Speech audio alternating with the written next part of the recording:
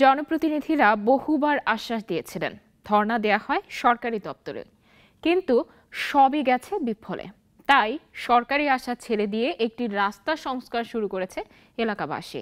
এমন ঘটনা গাইবান্ধার সাদুল্লাপুর উপজেলার রসুলপুরে। বিস্তারিত আনোয়ার হোসেন শামীমের রিপোর্টে জানাচ্ছেন ফজলে রাব্বি।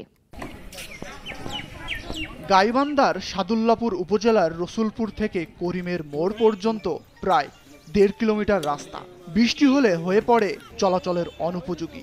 বিকল্প কোনো রাস্তা না থাকায় দুর্ভোগে পড়তে হয় গ্রামবাসীকে। বেশি বিপাকে পড়েন বয়স্ক মানুষ ও স্কুল কলেজগামী শিক্ষার্থীরা। রাস্তাটি সংস্করণ হবে এমন আশ্বাস বহুবার দিয়েছেন জনপ্রতিনিধিরা। সরকারি দপ্তরেও ধর্ণা দেন এলাকাবাসীরা, কিন্তু শেষ পর্যন্ত কথা রাখেনি কেউই। এখন পর্যন্ত কোনো রাস্তা তো কোনো সংস্কার হলো না, বা টাকা কিছুই হলো না। তো দাঁড়িপুর থেকে বামড়িপাড়া পর্যন্ত ১ কিলোমিটার রাস্তা হেয়ারিংয়ের কাজ করেছিলাম। রসুলপুরে এসেছিলাম আমি সেই গল্প, আমাদের সেই রাস্তা নির্মাণের গল্প বলতে। অবশেষে নিজেরাই চাঁদা তুলে রাস্তাটি সংস্কারের উদ্যোগ নেন কয়েকজন স্থানীয় যুবক। তাদের সঙ্গে কাঁধে কাঁধ মেলায় গ্রামবাসী। না, নিজেদের টাকায় একটা রোড পাবে, এই এতদিন পর যে একটা রোড পাবে, তার হাসিতে, তার আনন্দের চোখে পানি আসছে। ছেলেদের উদ্যোগে যে মহতি কাজে এরা অনুপ্রাণিত হয়েছে, এই বিষয়ে আমি খুবই গর্বিত।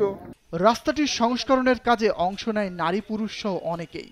উপকৃত আশপাশের কয়েকটি গ্রামের অন্তত ১০,০০০ মানুষ। ফজলে রাব্বি, নাগরিক।